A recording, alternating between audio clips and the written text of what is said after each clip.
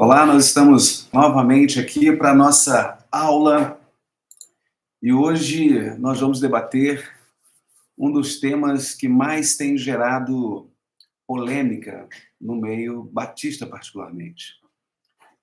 A nossa aula hoje tem por intuito conversarmos um pouco sobre o governo da igreja. Existem várias perspectivas a serem abordadas, entretanto, é muito interessante nós observarmos que, dentre aos formadores de opinião, os pastores batistas, discute-se a respeito das modalidades de governo da igreja. Nós sabemos que somos uma igreja democrática. Nós não abrimos mão disso e sabemos que essa perspectiva democrática, ela é bíblica. Entretanto, existe um debate sobre o fato de ser esta igreja, ser ela democrática congregacional ou democrática representativa. E esse é um debate que nós vamos mais à frente adentrar nele. Mas é importante, logo na introdução, nós estabelecermos alguns critérios, alguns limites a serem abordados. E o principal deles é estabelecer o princípio dessa governabilidade que a igreja tem. E, para tanto, é necessário que nós reconhecermos que o princípio governante para uma igreja local é a soberania de Jesus Cristo. Disso nós não temos qualquer dúvida. E a autonomia da igreja, ela tem, sobretudo, como fundamento o fato de que Cristo, ele está sempre presente e ele é o cabeça da igreja, o cabeça da congregação, o cabeça do seu povo. A igreja, portanto, ela não pode se sujeitar à autoridade de qualquer outra entidade religiosa. Cristo é a autoridade máxima da igreja. Nesse sentido, a sua autonomia, então, ou seja, a autonomia da igreja, ela é válida somente quando é exercida sob o domínio de Jesus Cristo. Nós cremos que a democracia, ou o governo pela congregação, é a forma certa, é a forma, até então, na perspectiva bíblica, olhando para as questões que foram, então, deliberadas biblicamente, que o governo pela congregação é a forma certa.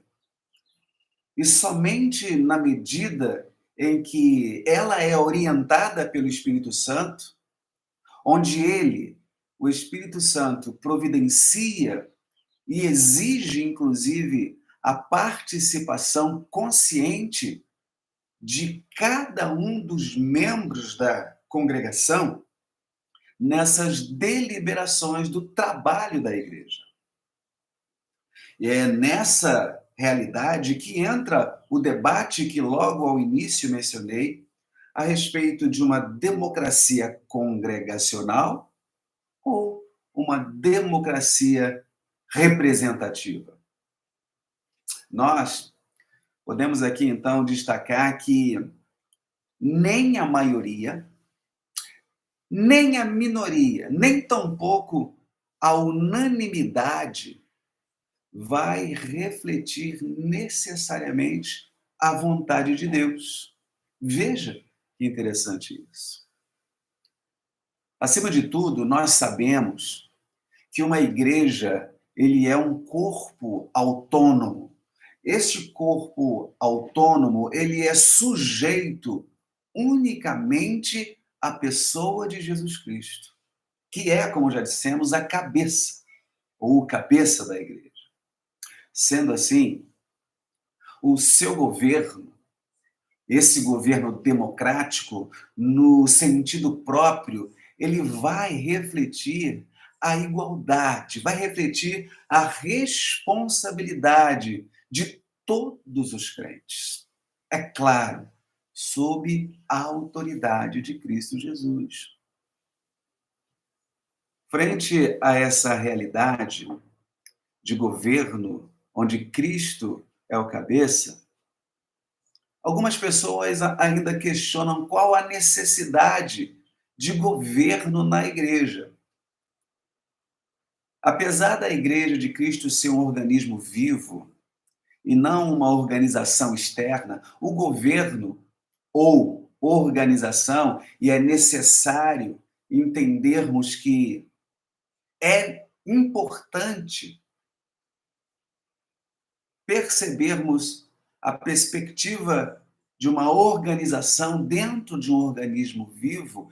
Essa organização dentro do organismo vivo, ela existe, na verdade, para evitar confusão, para promover ordem na igreja. Esse é o significado dessa realidade de organização dentro desse organismo vivo que é a igreja. Da mesma maneira em que a família, vamos pensar assim, em que a família, de uma certa forma, necessita de uma organização, as igrejas também. E isso para evitar anarquia. A organização, então, ela é necessária. E é necessária para coordenar os diversos aspectos do trabalho da igreja. E para que também sejam plenamente reveladas a vida e o serviço da igreja. Então, há necessidade de leis, há necessidade de regulamentos para que a igreja, então, seja assim governada. E se há uma organização dentro desse organismo vivo, essas organizações requerem funções exercidas por determinadas figuras, determinadas pessoas. E isso porque, dentro de uma democracia absoluta, temos três poderes, ou três funções. E que funções de governo seriam essas? Assim como nós compreendemos as funções, elas são legislativo, executivo e judiciário. Sim.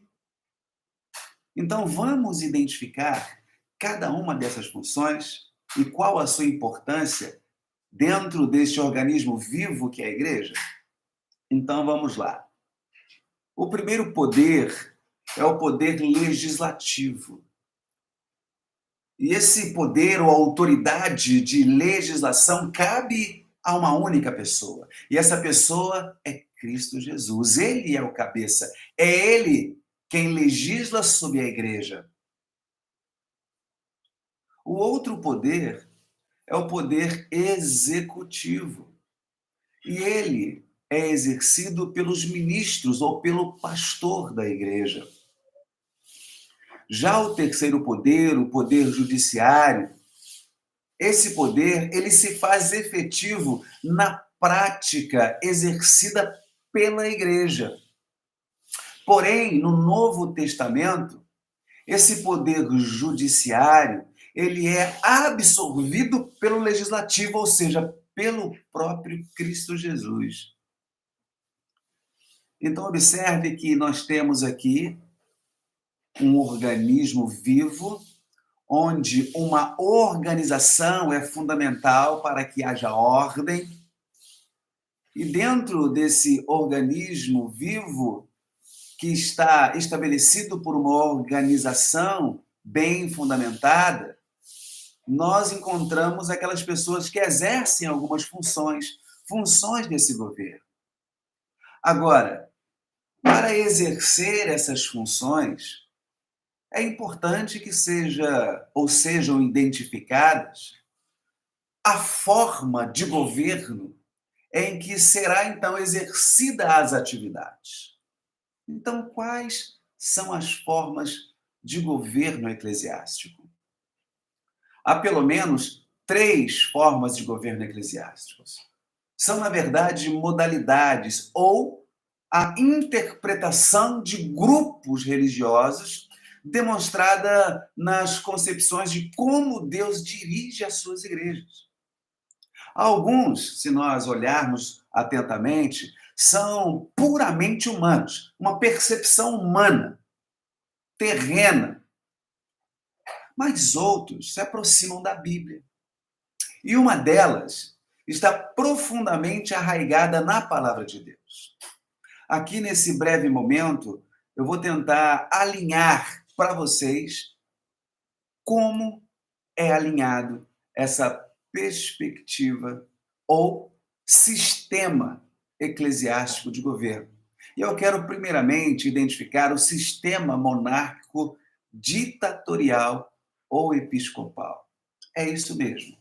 Sistema monárquico ditatorial ou episcopal. Esse é o governo centralizado numa única pessoa. Pessoa essa que tem autoridade absoluta sobre uma igreja, que pode ser em âmbito nacional ou internacional. É o caso, por exemplo, da Igreja Católica Romana. É também exemplificado pelo sistema da Igreja Ortodoxa Grega. A Igreja Anglicana ou Episcopal também adere a esse sistema monárquico, ditatorial ou episcopal. A Igreja Luterana também abraça esse sistema. E, em parte, também a Igreja Metodista e alguns ramos pentecostais seguem o sistema monárquico ditatorial ou episcopal.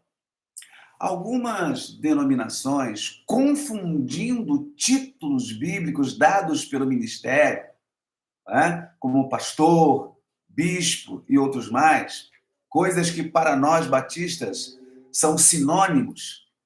Algumas denominações têm consagrado bispos e parece ter certa hierarquia dentro dessa igreja, assimilando então este sistema ditatorial, monárquico, episcopal.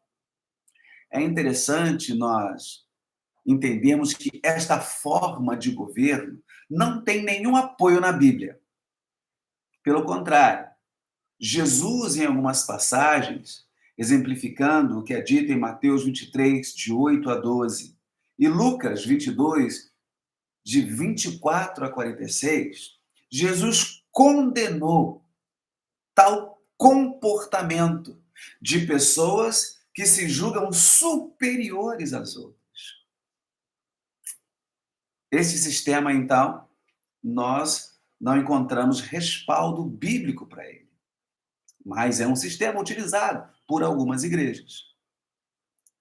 Há um outro sistema ou forma de governo, que é o sistema oligárquico, que também é conhecido como sistema representativo. Oligárquico é um termo que vem do grego oligos, que quer dizer pequeno, e chega até nós também pelo latim oligarquia. A partir do século XVI, esse termo foi plenamente usado lá no vernáculo de 1873 e vem a ser, então, assim comumente chamado por eles como o governo da minoria. É interessante nós refletirmos sobre isso, porque, mediante esta forma de governo, não a igreja toda, mas alguns oficiais dela gerem o destino da igreja e resolvem tudo ou quase tudo nela. Neste caso, estão os nossos irmãos presbiterianos e estão também alguns outros grupos numa perspectiva pentecostal, principalmente os que vieram do presbiterianismo. Este é conhecido como um sistema democrático representativo. As igrejas elegem presbíteros para poder governá-las, Mas estas próprias igrejas estão sujeitas a um concílio. Observe que a oligarquia conduz a uma autoridade, não para a Assembleia, mas para o conselho da igreja. Conselho esse que é constituído de pastores e também dos presbíteros. Mas eu quero destacar para vocês que a ideia oligárquica de governo eclesiástico, ela parte de uma concepção errada de presbitério. Porque é constituído de ministros, mas também de leigos. Os presbíteros, que estão ao lado dos ministros, os presbíteros são leigos. Então, a soma desta forma faz do ministério um governo que não se enquadra à perspectiva bíblica. Um rápido exame no Novo Testamento vai nos levar à conclusão de que presbíteros, eles jamais devem ser leigos. Mais à frente, nós vamos buscar entender melhor essa realidade sobre aquilo que vemos a respeito de bispos, pastores e presbíteros. Nós, particularmente, entendemos que são sinônimos perfeitos em suas funções a serem administradas à igreja. Ou seja, para nós batistas, bispos, pastores e presbíteros são 3 títulos para descrever o mesmo ofício. Fizemos aí, então, um resumo do sistema oligárquico representativo. Mas temos um terceiro sistema, o terceiro modelo ou forma de governo, que é o sistema congregacional. E aqui a autoridade final reside nos membros da igreja local.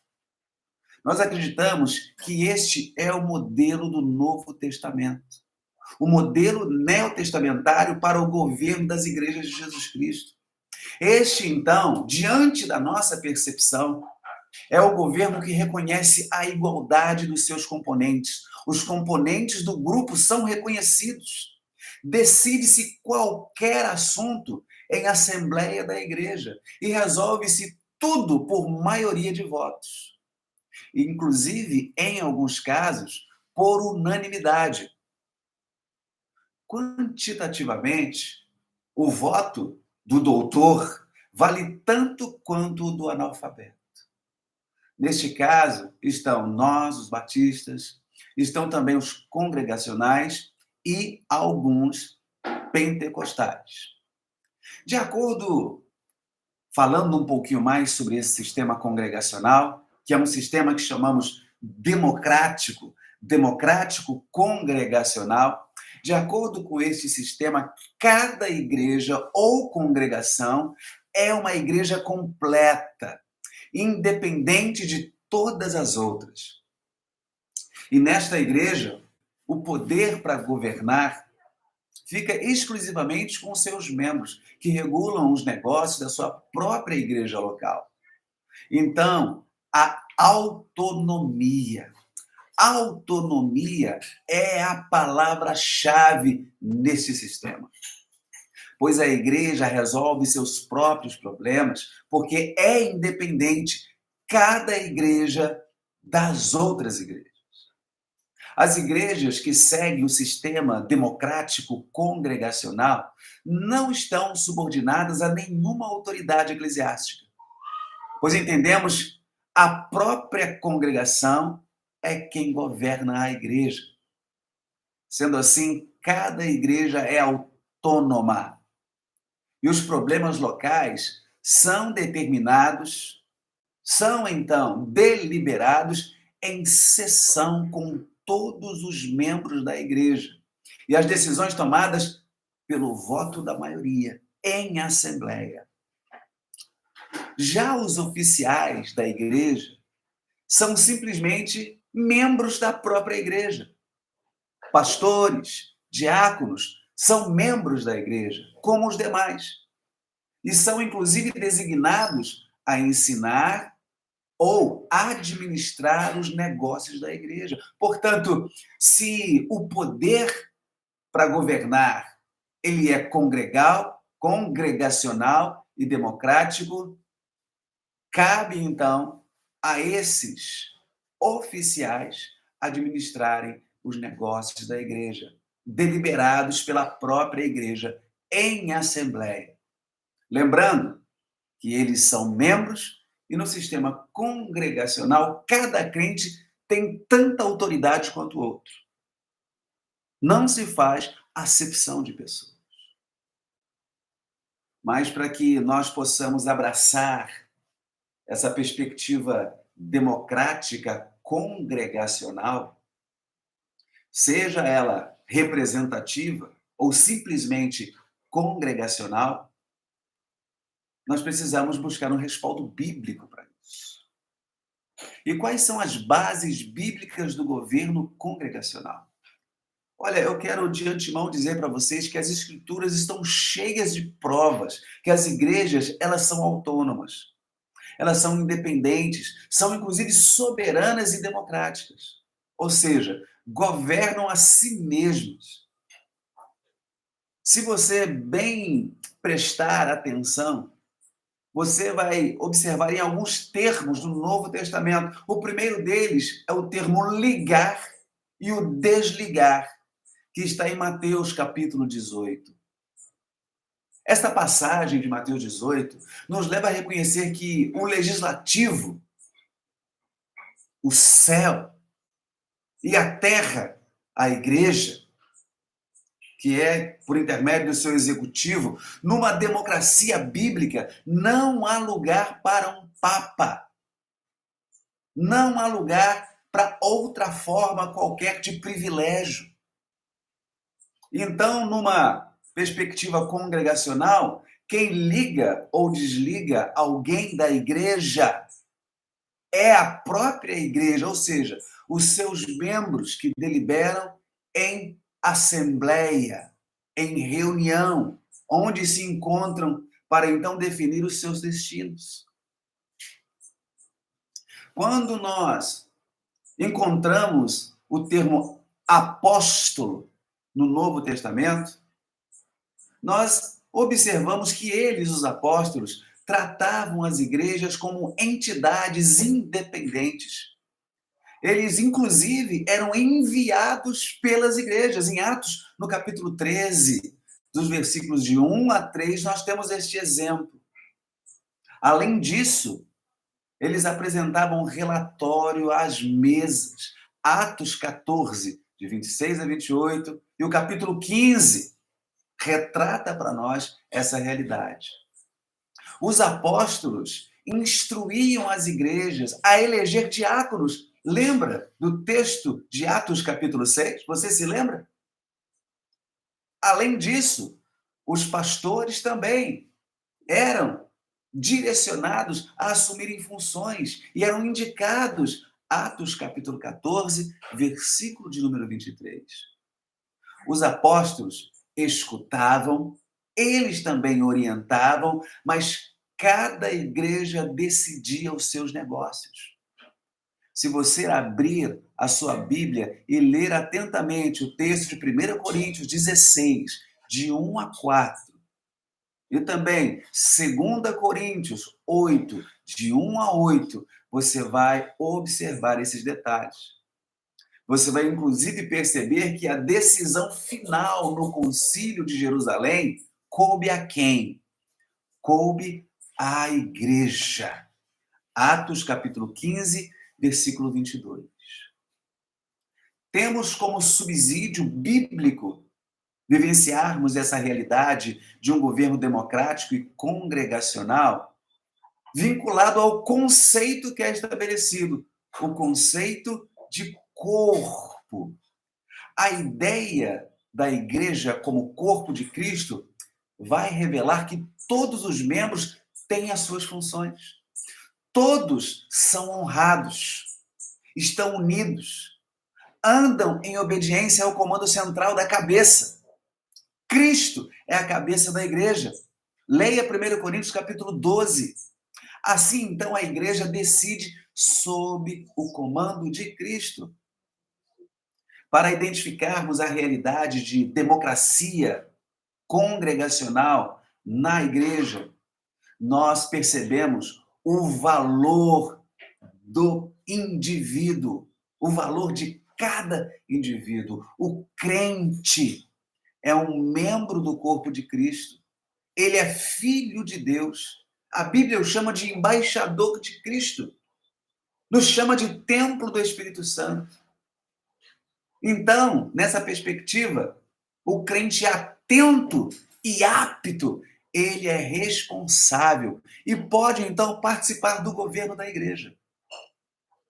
Nós encontramos ainda no Novo Testamento a palavra igreja, aquela palavra já conhecida por nós, aquela identificada e traduzida na Septuaginta.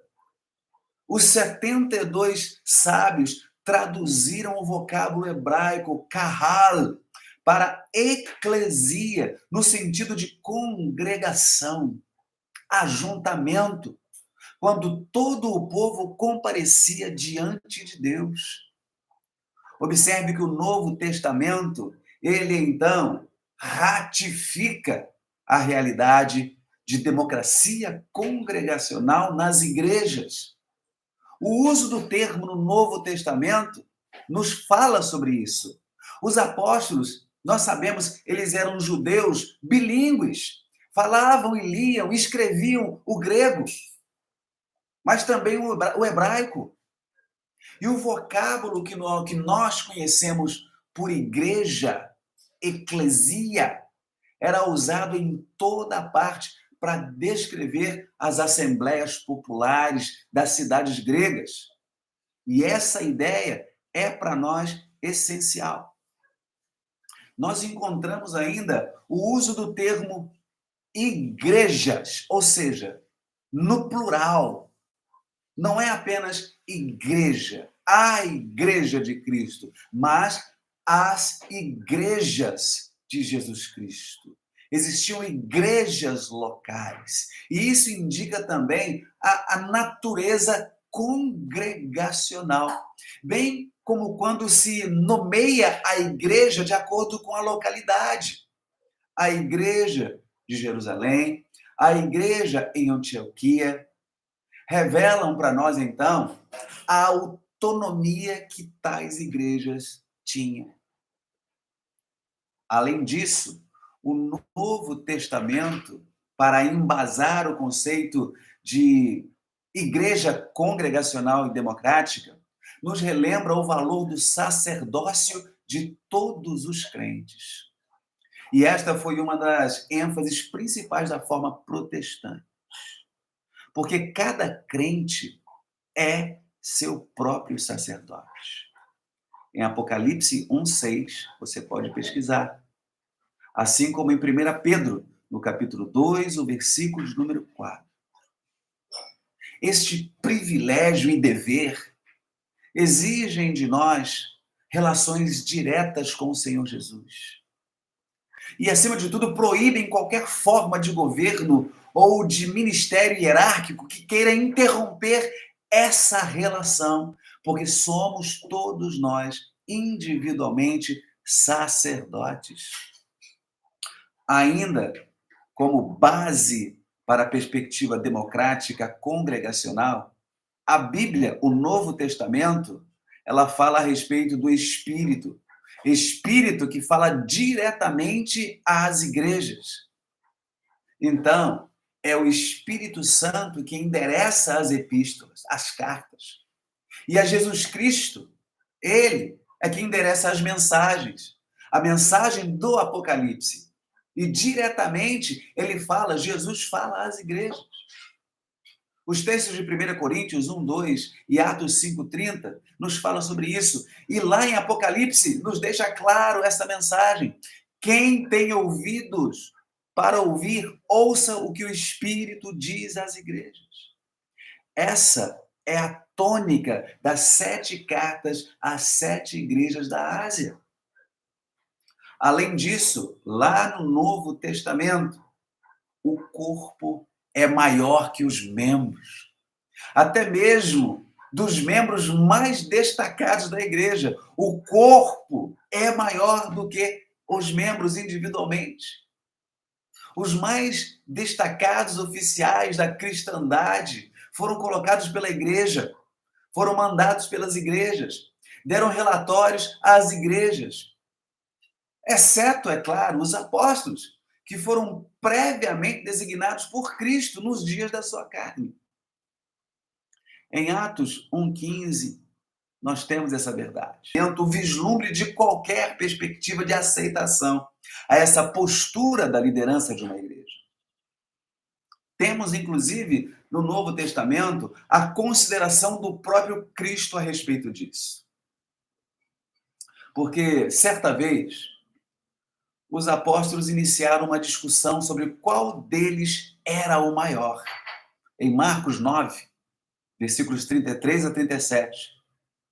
Foi feito, então, este questionamento a Jesus Cristo. E a resposta do mestre foi a seguinte: se alguém quiser ser o primeiro, que seja o derradeiro, que seja o último de todos, e o servo de todos. De outra vez, os filhos de Zebedeu, diz a palavra do Senhor, queriam assentar-se, um à sua direita e outro à sua esquerda. Ao que Jesus respondeu: qualquer que entre vós quiser ser o primeiro, que seja o vosso serviçal. Bem como o Filho do Homem não veio para ser servido, mas para servir e dar a sua vida em resgate de muitos. Mateus 20, de 17 a 18. Ainda em Lucas 22, Cristo proibiu que os seus ministros imitassem o exemplo imperial dos reis e governantes da terra. Certamente você se lembra dessa passagem lá em Lucas 22. Nós, observando o Novo Testamento, percebemos que há uma condenação a essa postura ditatorial na liderança. Porque pastores e diáconos são servos. Esta é, inclusive, a tônica do Novo Testamento. Quando nós fazemos menção aos ministros da igreja, nós precisamos lembrar que a palavra ministro também significa servo. Há diversas palavras traduzidas por servo no Novo Testamento. O servo voluntário, o empregado assalariado, o escravo. Todos os três significados que agora acabei de dizer, servo voluntário, o empregado assalariado e o escravo, todos esses três significados, eles se aplicam ao ministério da igreja. Veja que interessante. E isso nos leva a uma perspectiva de imitação do período papal. Eu quero que vocês observem outros testemunhos, e particularmente do próprio apóstolo Paulo, em Atos capítulo 20, versículo de número 24. Você pode, então, abrir a sua Bíblia e constatar essa verdade. Porque numa negação de uma postura ditatorial na igreja, há também a exortação de Pedro.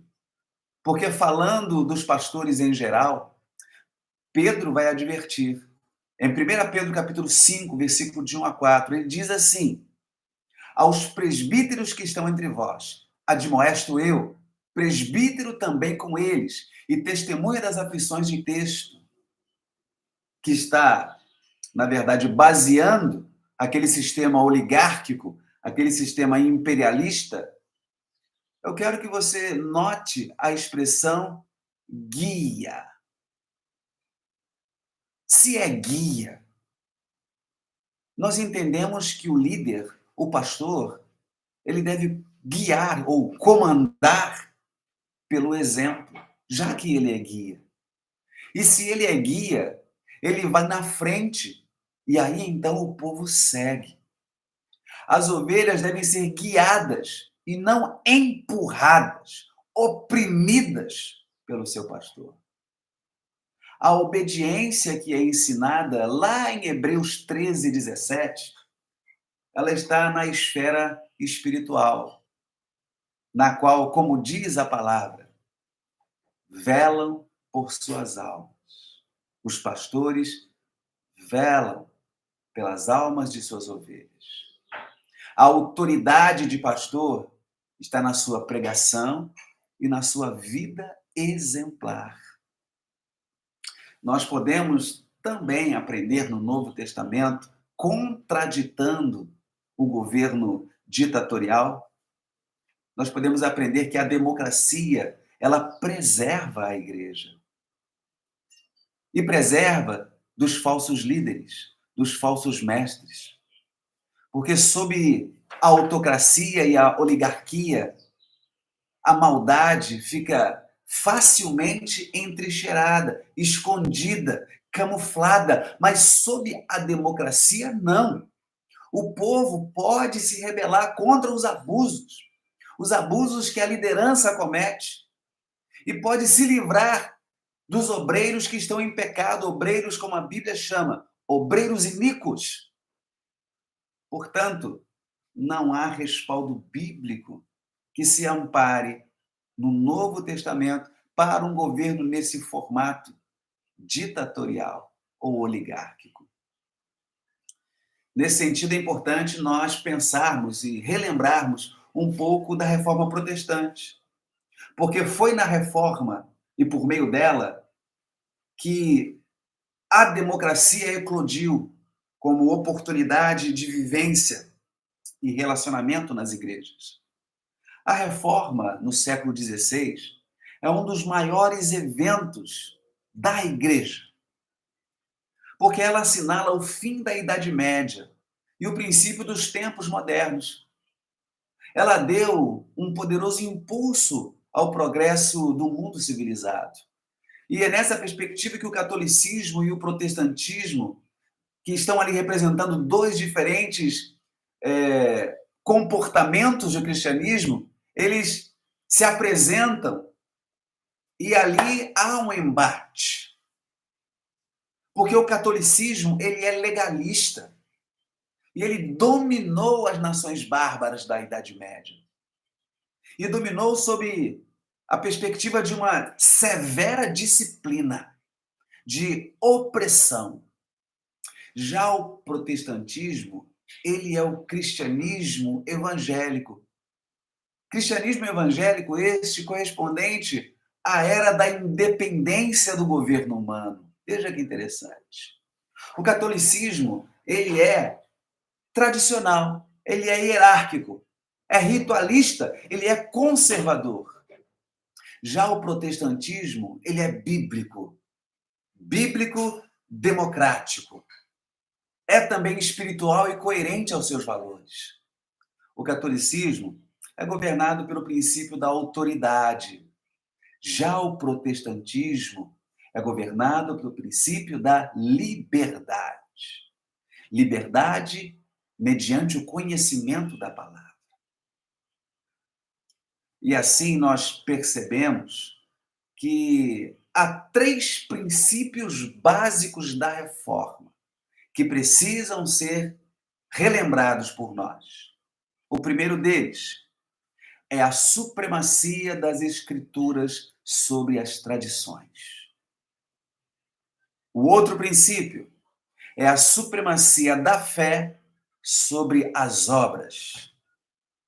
E o terceiro princípio básico da reforma é a supremacia do povo cristão sobre o sacerdócio exclusivo.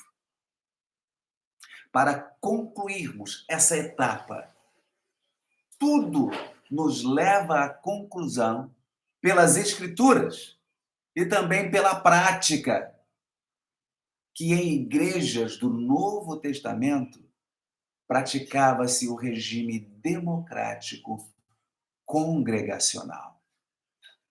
Mas é a partir desta afirmação que nós somos levados a uma reflexão, ou, quero então dizer, a um debate. As igrejas do Novo Testamento, sim, eram congregacionais. E eram congregacionais, onde a deliberação era realizada por todos os membros da igreja, tendo em visto que esta igreja, a igreja do Novo Testamento, eram igrejas pequenas, no máximo entre 30 a 40 pessoas. Nós observamos o apóstolo Paulo fazendo uma saudação para que Priscila e Áquila pudessem saudar aos membros que estavam presentes na igreja em sua casa. Logo, a casa não era um estabelecimento onde, em um salão amplo, se recebia um grupo significativo de pessoas. O Novo Testamento aponta para um grupo menor, espalhado por diversas localidades. Nessa perspectiva, um regime ou um sistema democrático congregacional, sim, é perfeito, porque as decisões podem ser tomadas por um grupo pequeno. Agora, numa perspectiva democrática representativa, é percebida a possibilidade de uma igreja democrática deliberar, por intermédio de sua liderança escolhida, para que o futuro da igreja seja, então, assim definido. Para essa questão, eu quero te convidar a assistir o próximo vídeo, onde pastores batistas estão debatendo sobre esse tema, que certamente enriquecerá o nosso estudo e fortalecerá a nossa caminhada. Então, vá até lá agora e assista esse debate no próximo vídeo.